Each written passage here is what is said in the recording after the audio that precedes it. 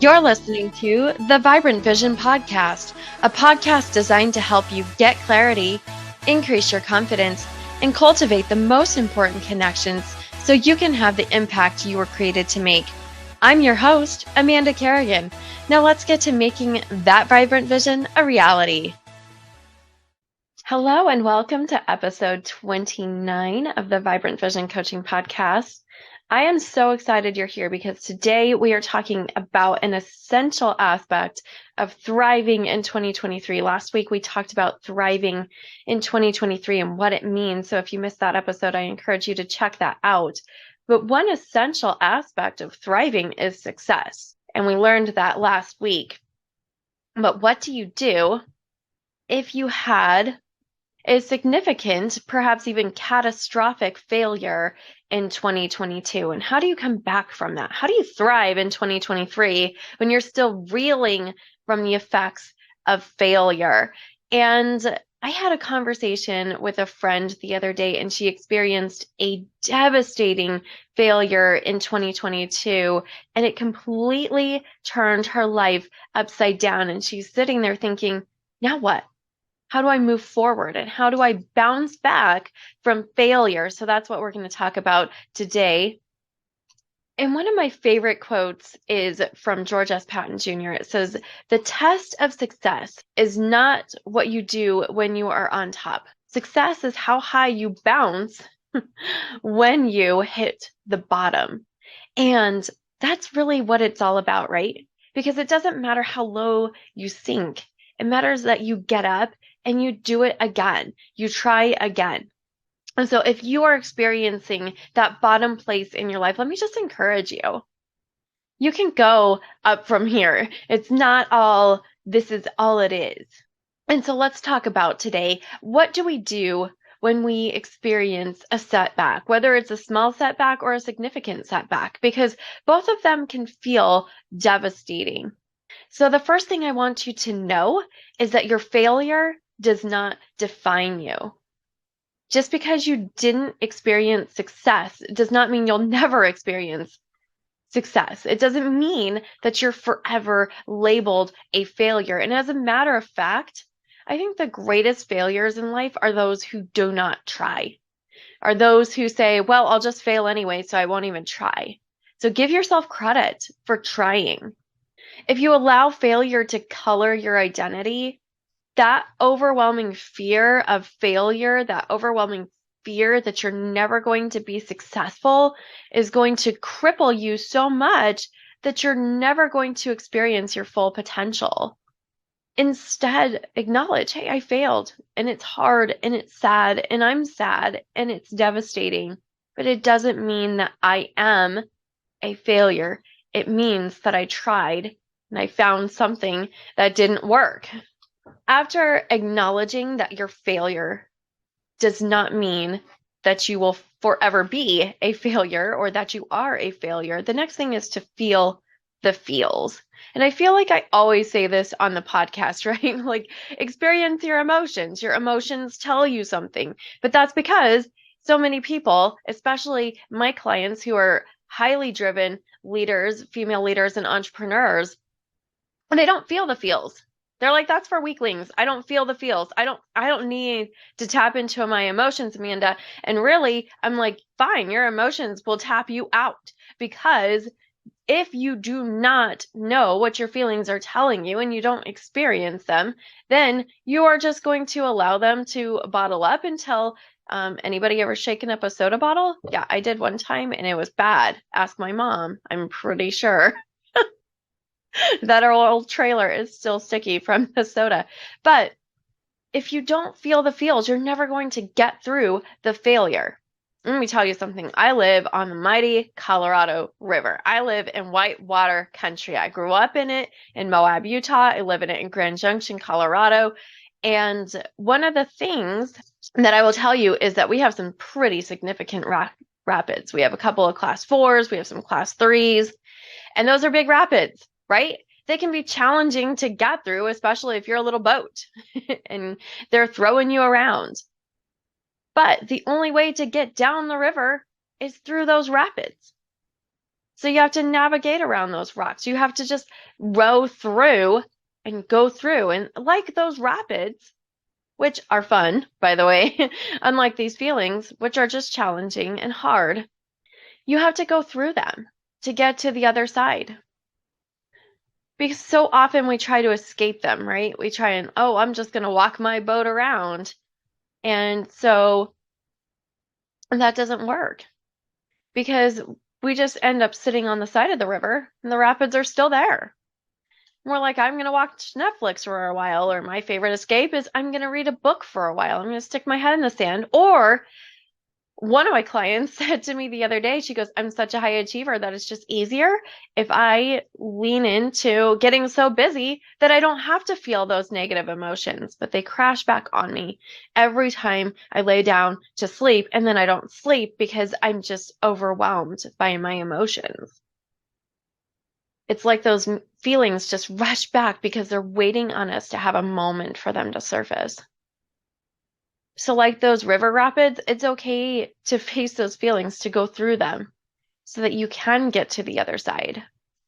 It's okay if you failed to feel sad or upset or disappointed, discouraged or disillusioned or directionless.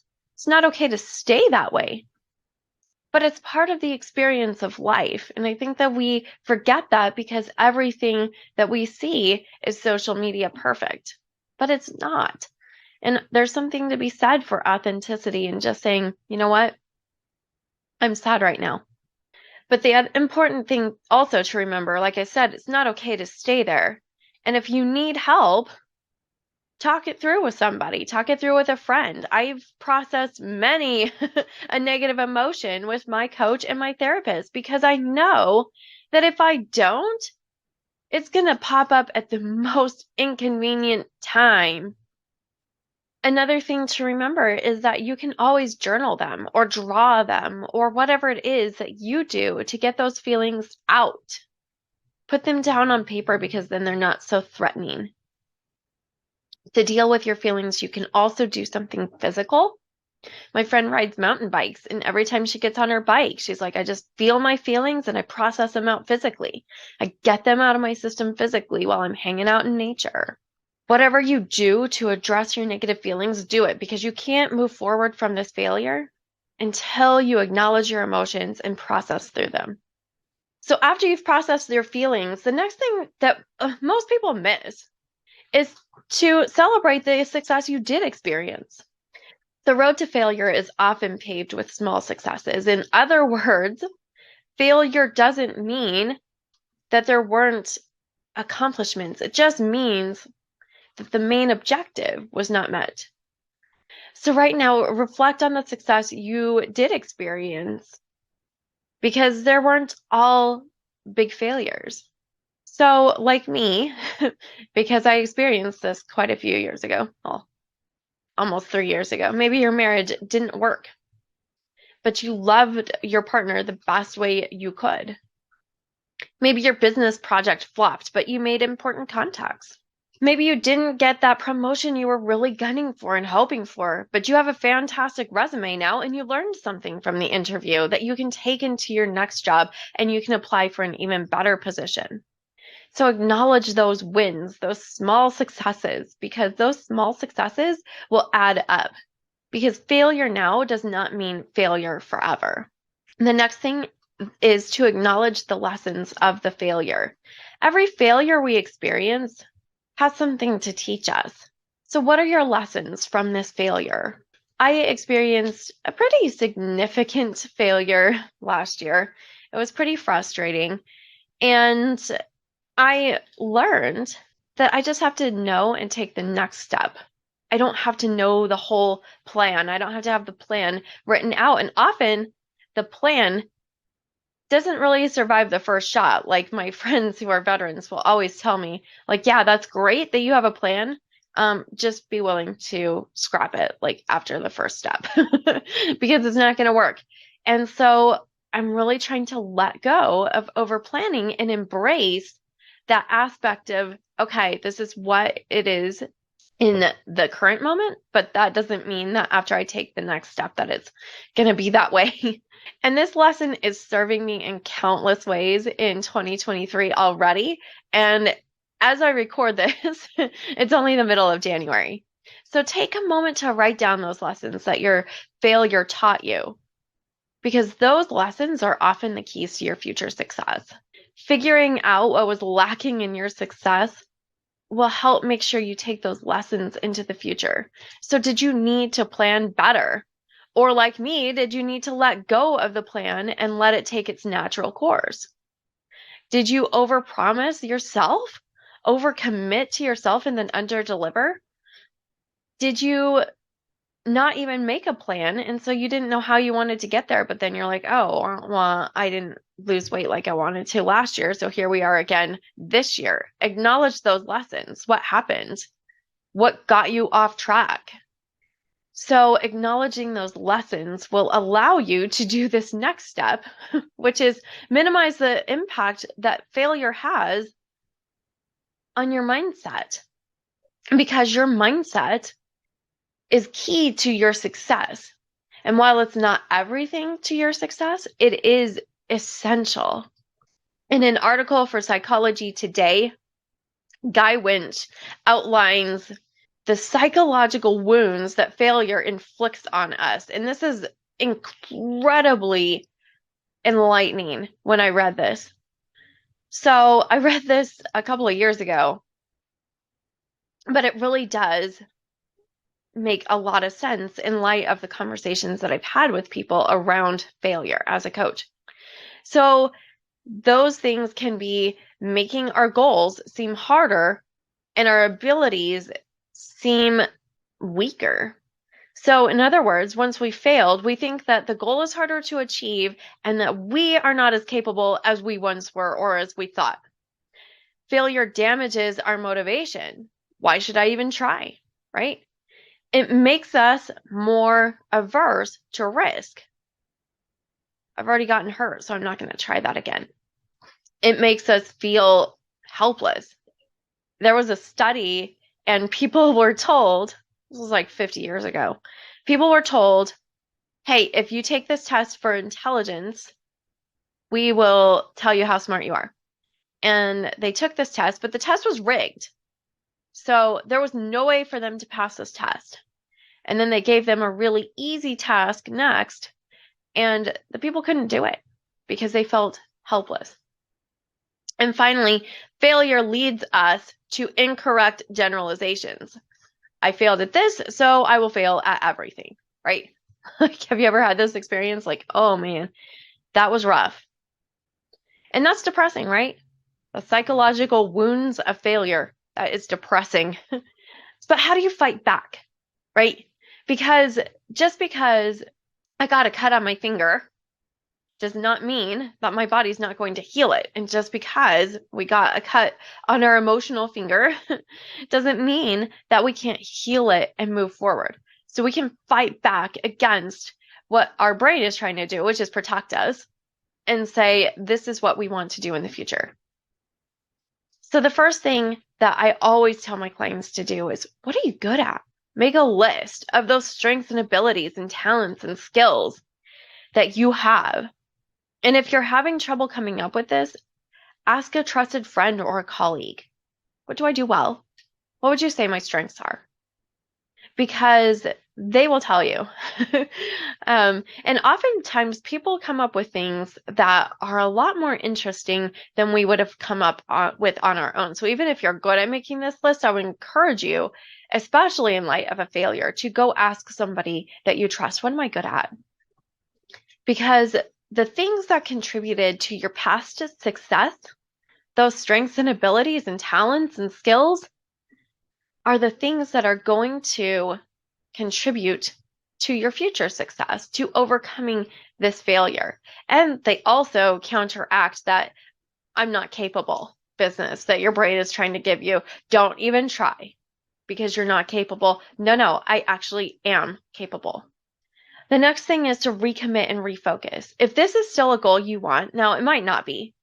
Sometimes you just need to revise or recognize that this goal is not the goal for you. And that's okay.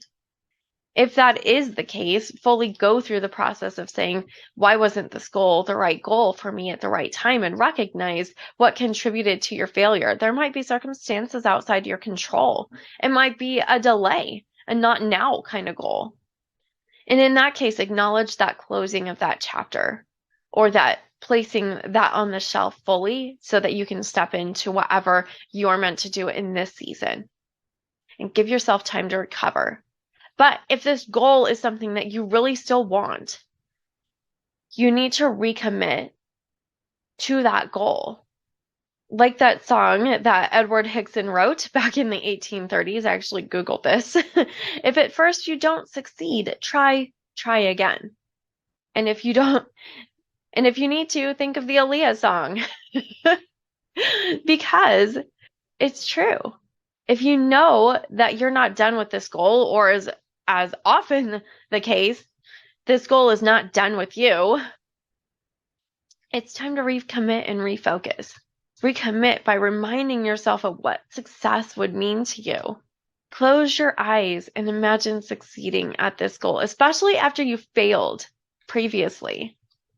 Feel those feels as well, right? Because those feelings are what are going to take you into the future. Envision success. Don't envision another failure. Really stop your brain if it's like, oh, but what if this? What if that? Stop your brain, because that is not serving you. And it's not serving the higher purpose. It's just serving your survival instincts not to get eaten by a saber-toothed tiger. But there's nothing in your goal list, I assure you, that is going to be as catastrophic as that. So stop your brain. It's just trying to implement survival techniques and say, no, we have a higher purpose. And then envision that success, envision that purpose lived out. And finally, reconnect with your why. If you feel demotivated, the biggest thing that you can do is connect with why I'm achieving this goal and why now. It's going to give you fresh inspiration and drive and overcome that demotivation aspect of failure. If asking why isn't motivating, sometimes it's like, well, why? I don't know. Finish this sentence. Accomplishing this goal will allow me to. Accomplishing this goal will allow me to. Like your list of strengths and abilities and skills and talents, keep this list somewhere where you can see it and read it often until it's memorized, until it's so ingrained in your system that you're like, yes, memorizing this goal will allow me to. And finally, I want to tell you that failure is not the end. Failure is a new beginning, no matter what you failed at. And I know that it's painful. Believe me, I have experienced some pretty significant failures in my life.